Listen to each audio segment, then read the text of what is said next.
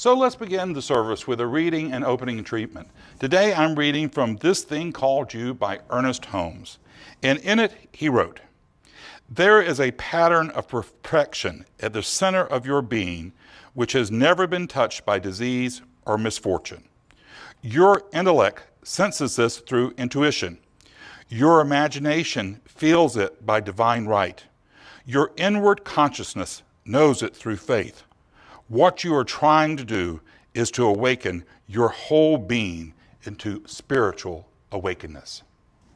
So let's put these words of wisdom to power in our lives. And we do that through affirmative prayer. I'm going to say this prayer in the first person, but take it in for yourself. If I say something that works for you, hold tightly to it. If I say something that doesn't work for you, well, just let that part slide by. But just know this truth with me today. There is but one God, one mind, one power. This power is perfect love, it's divine intelligence. And this power is flowing through me and with me and for me. It is guiding me forth. It is lifting my eyes up to a better knowing for myself. So here today, I know I have come to life to experience the goodness, the glory, the health, and prosperity of God. There is nothing that stands in my way that I cannot easily dismiss, because the only thing that stands in my way is my false ideas about myself. So here today, I choose to think of myself as God thinks of me, as wondrous, as full of glory and full of possibilities. This is my truth. I celebrate this right knowing, and I release this prayer into the mind of God to do its good and perfect work, returning to me multiplied abundantly. And together we say, and so it is.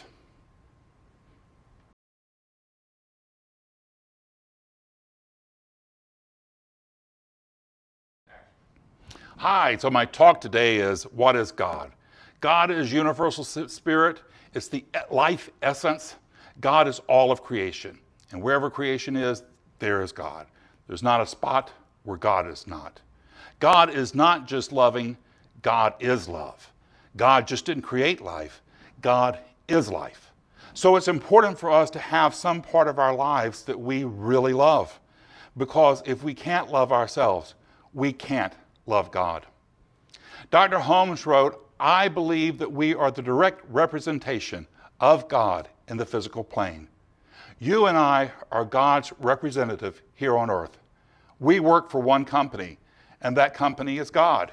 And that company only has one product, and that is a better idea." So when you have a better idea for yourself, you're actually channeling God's ideas for your life, for the world. So when you have a better idea for yourself, honor that idea. This is God speaking through you of how to bring more love and more joy and more happiness into life. The question then becomes, how can we bring more of God to life? How can we channel this loving spirit by means of our hearts and souls? And so we want to be bold with our possibilities. Throw them far and wide into the universe. My wonderful prayer partner, Bev, she will often say at the end of her prayers for me, cast this wide into the net of possibilities of universal mind. It reminds me of the story of the disciples in the Bible. They were fishing and they were throwing their nets just on one side of the boat. Jesus came along and he said, cast them to the other side. And when they did, they couldn't pull up all the fish in their net.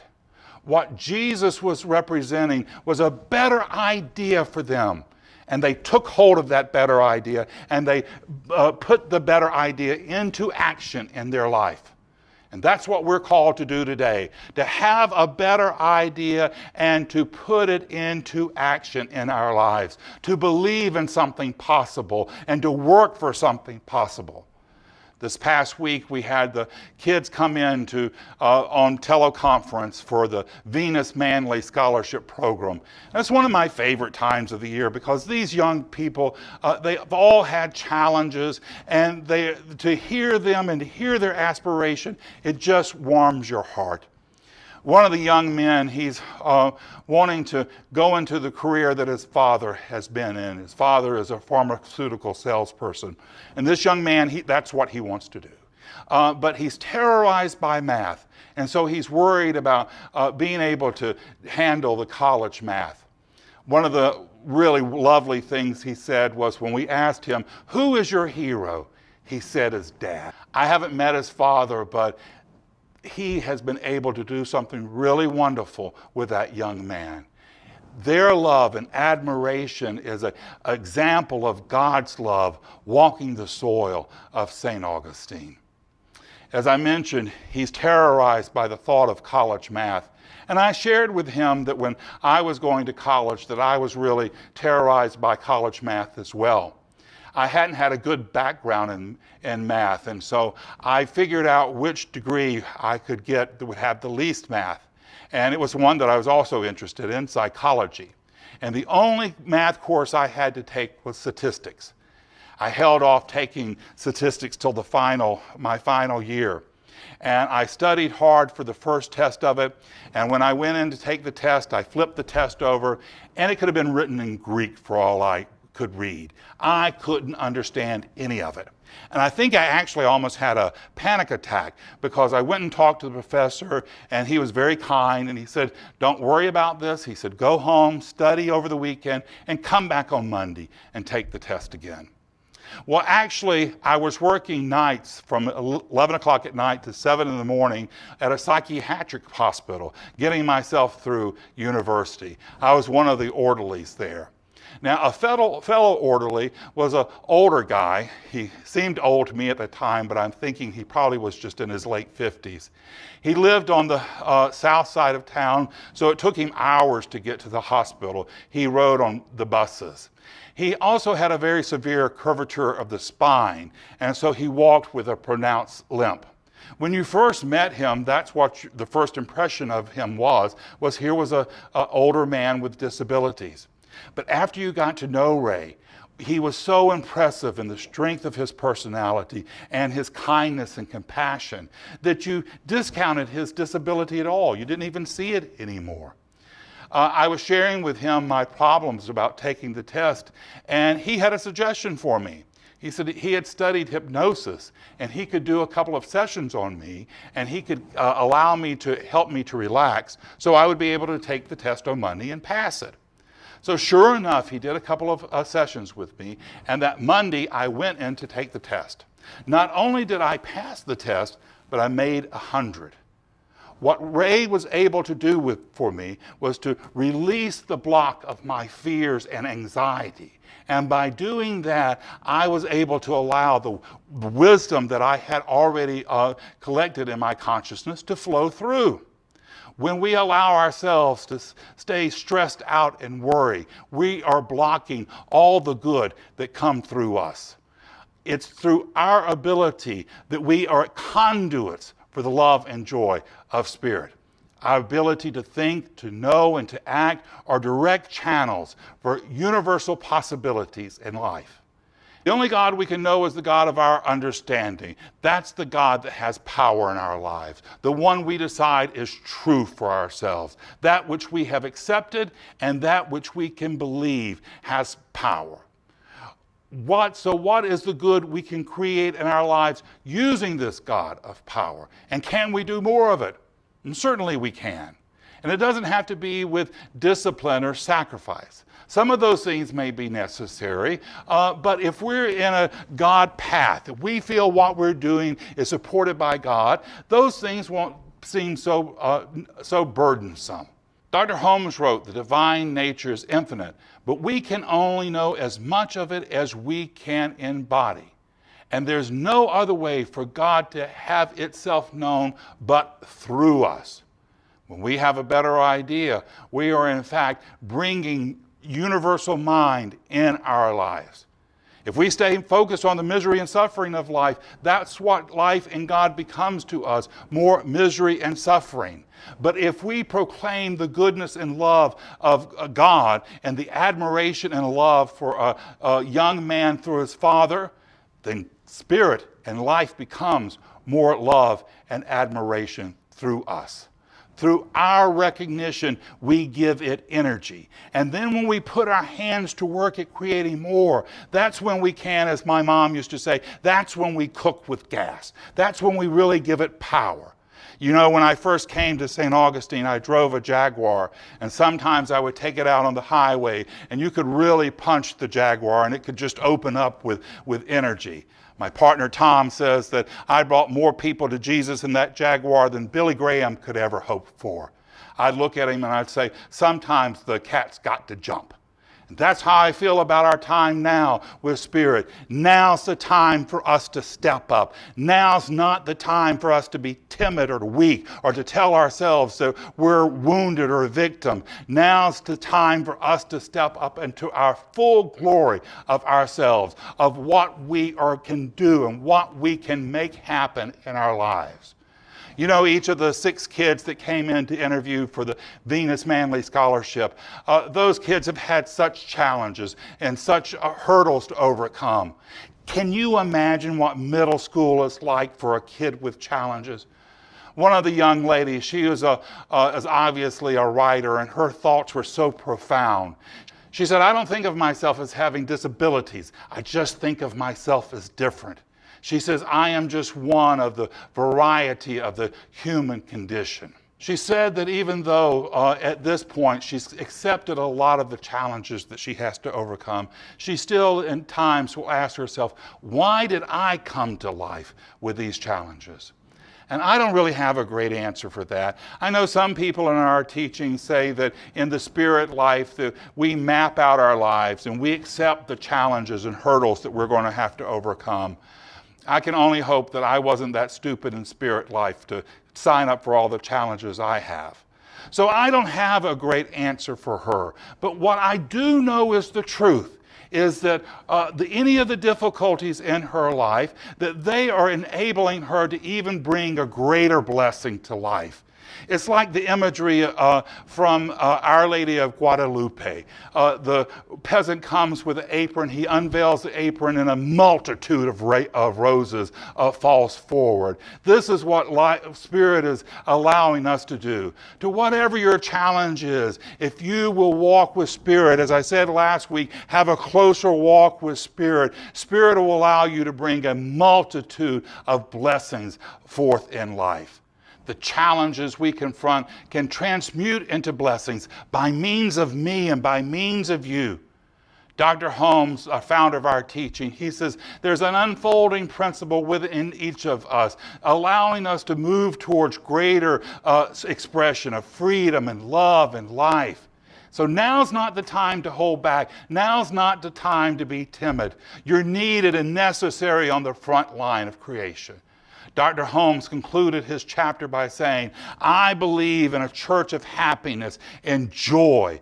He said, I believe in a religion like the morning sun sending forth rays of life. It should be like the dew covering the land with fragrance and sweetness, like the cool of the evening, the repose of night. It should be the spontaneous song of joy. He went on to say, Spirit is both the wind and the wave. It manifests throughout nature. Through our own mind and our heart, Spirit proclaims our livingness and its lovingness.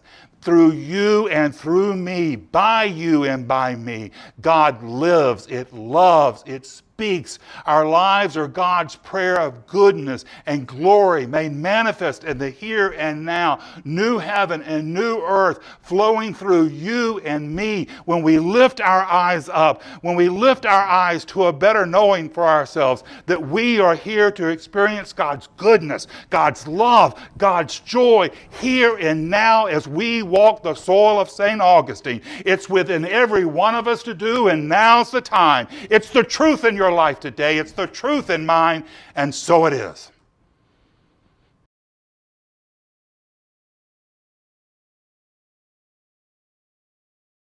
One power, one power, one power,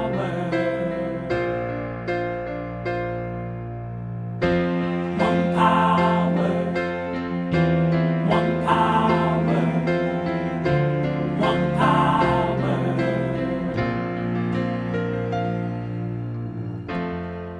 one power, invisible, and you see it everywhere and every day. One power, indescribable, and you speak of it with every word you say. Mysterious until you know the truth,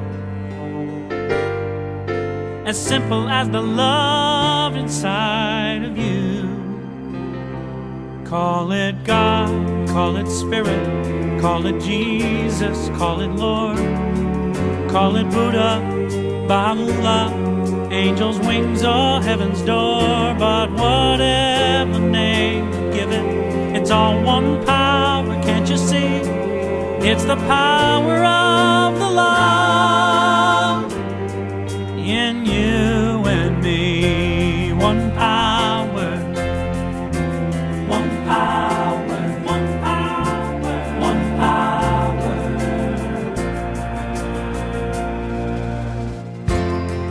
We speak so many languages, different clothing, different colors, different names. The different is only dangerous when we forget that in the heart we're all the same. And we'll remember once we close our eyes to see that such distances were never meant to be. Call it God, call it Spirit, call it Jesus, call it Lord, call it Buddha, Baha'u'llah, Hashem or heaven's door. It's Muhammad, it's your mind, it's your soul, or it's your sign. It's the universe, it's music, Mother Earth or Father Time. But whatever name you give it, it's all one power, can't you see? Whatever name you give it, it's the very air we breathe. Oh, it's the power of the love in you and me. One power, oh, one power is what we are. One power, one power.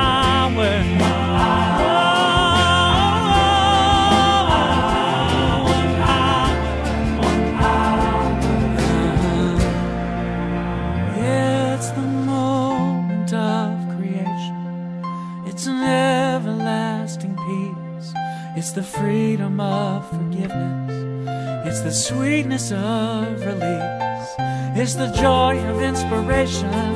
It's the sunshine on your face. It's the birthright of all nations. It's the boundlessness of space. It's the beauty of a baby, the serenity of sleep. It's the anger we abandon for its love that's most deep. It's one power. It's one power.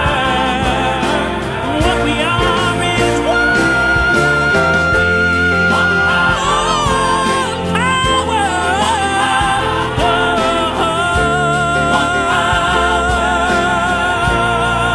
It's the power of the love that lives forever in you and me. It's the power of the love in you and me.